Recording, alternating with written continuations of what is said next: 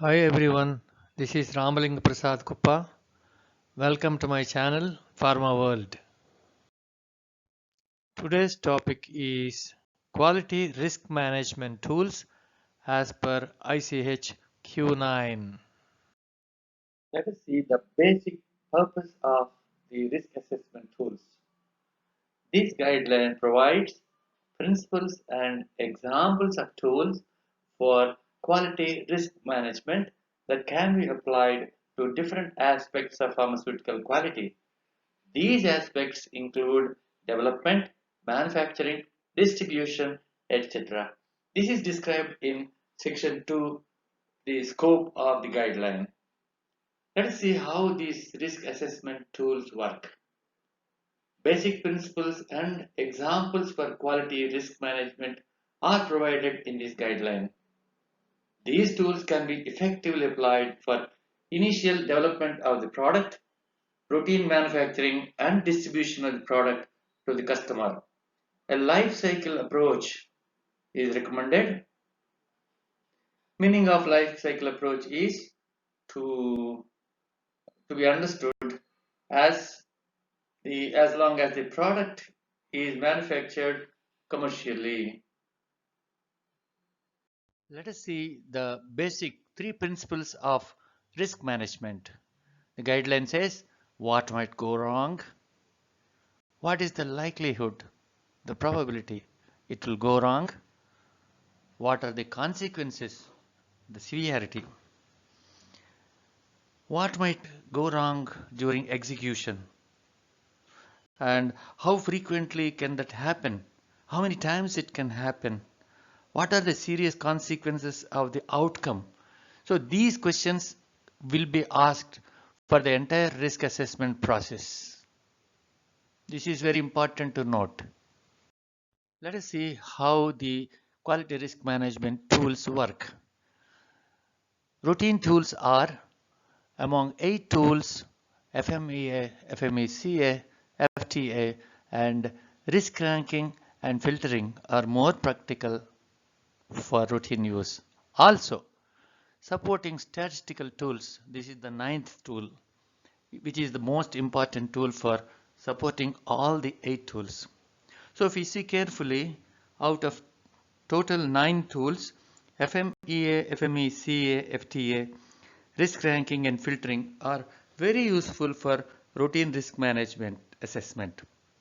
Statistical tools is also a part of quality risk management tools. However, this is useful to evaluate the numerical data that is generated during the application of the above routine tool. Statistical tools include things like control charts with warning limits, histograms, Pareto charts, process capability analysis, etc., to name a few. Let us understand FMEA. FMEA is failure mode effects analysis. The guideline says FMEA provides for an evaluation of potential failure modes for processes and, and their likely effects on outcomes and our product performance. It is a powerful tool for summarizing the important modes of failure, factors causing these failures, and the likely effects of these failures. Let us see how to understand this. So, FMEA is a failure mode effects analysis. What kind of failure mode can result in a failure and the outcome? By definition itself, this tool evaluates the failure mode and the likely outcome of the failure. It effectively summarizes all potential failure modes which cause failure or non-conformities and the subsequent adverse effects. This is referred as 1.2 in the guideline in the Annex 1 of risk management methods and tools. Let us understand the potential uses of this tool. The guideline says FMEA can be applied to equipment and facilities and might be used to analyze a manufacturing operation and its effect on product or process. It identifies the elements, operation within the system that render it vulnerable.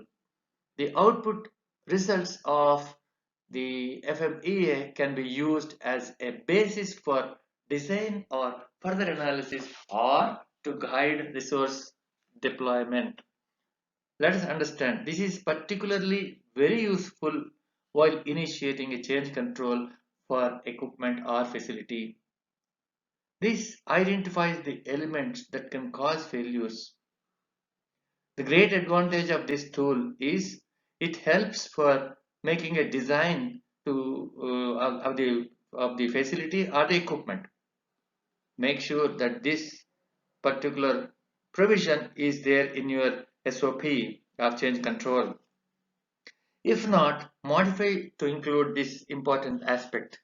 The assessment could be classified as low, medium or high after evaluation of the data. This is mostly called a qualitative assessment. So you don't have to give any numbering for this. So this is the advantage. You can have a low risk, a medium risk or a high risk based on the assessment. Let us look into FMECA. FMEA might be extended to incorporate an investigation of the degree of severity of the consequences and their respective probabilities of occurrence and their detectability, thereby becoming a failure mode effects and criticality analysis. See, the difference between FMEA and FMECA is the criticality analysis. So the C is the one which is important here. It is in fact similar to FMEA, but the degree of severity, the probability and the detectability is rated over a scale of say 1 to 5 or 1 to 10. The more the number, the more the risk. In this case, the criticality is classified based on the multiplication output, the product output of S, the severity, P, the probability, and D, the detectability. So the difference between FMEA and FMECA is in FMEA you decide on low, high, and medium risks, whereas in this you have a rating for each category of the risk. This is the difference. Otherwise, everything else is same for both. Let us try to understand another important tool, FTA, the fault tree analysis. The FTA tool is an approach that assumes failure of the functionality of a product or process. This tool evaluates a system or subsystem failures one at a time but can combine multiple causes of failure, identifying the causal chains. Let us see how this works. This in fact is an opposite of FMEA. In FMEA, the failure mode analysis will help to address the potential failure. In FTA, the cause of failure is attributed to a failure mode.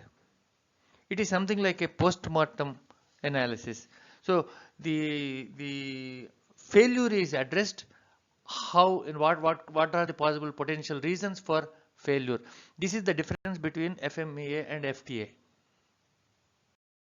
Let us see the great potentiality of the FTA tool. FTA can be used to investigate a complaint or a deviation in order to fully understand their root cause and to ensure that the intended improvements will fully resolve the issue. This will help to investigate complaints or deviations to get into the exact root cause of failure.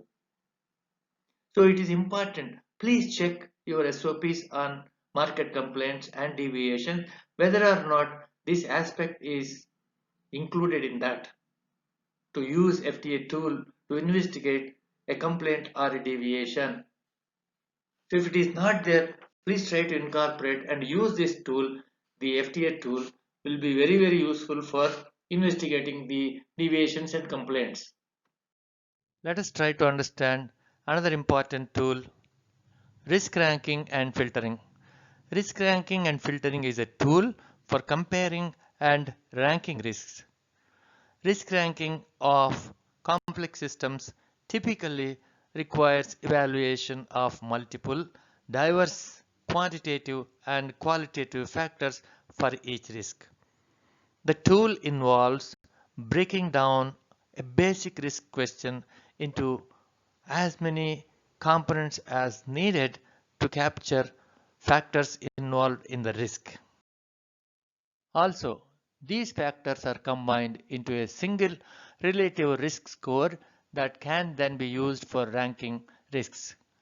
Filters in the form of weighting factors or cutoff for risk scores can be used to scale or fit the risk ranking to management or policy objectives. This is a very important tool for comparing and ranking risks. Ranking is done based on the performance of the product. How the performance is done? The performance is evaluated by multiple factors of different qualitative and quantitative methods. Then there are filters used after giving necessary weightage for each quantitative and qualitative risk assessment values. Let us see the potential uses of this particular tool. Risk ranking and filtering can be used to prioritize manufacturing sites for inspection or audit by regulators or industry. This is very useful tool for prioritizing the inspections of your manufacturing sites of your vendors. For example, you have a vendor who supplies the material which is consistent and there are no failures, there are no time delays, the product delivered safely. Considering all these things and you give weightage for that, and the vendor may be rated with a high ranking, like you can give things like a 5-star rating for him, and the inspection of this kind of facilities can be once in 5 years or even more. So depending upon the ranking, if the ranking is low, if it is 4-star or 3-star or 2-star, you decide your the inspection of your vendor facilities based on this risk ranking and filtering methodology. This is very useful. So if a vendor has a has a star rating of 1, that means every year you may have to go and then inspect that particular vendor.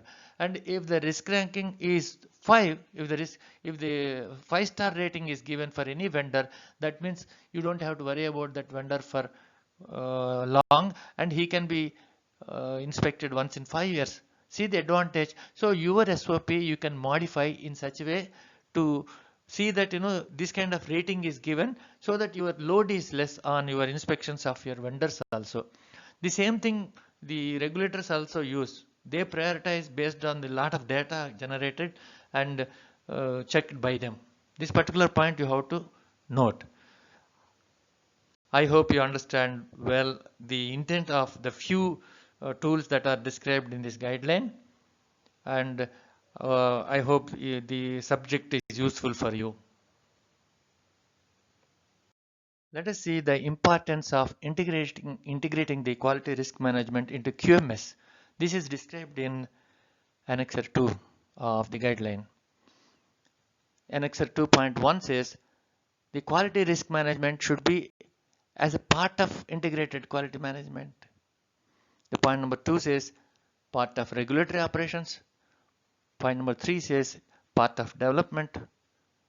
Point number 4 says a part of facilities, equipment and utilities. See, most of your quality management systems have to be addressed taking into consideration the quality risk management principles and examples given in this guide.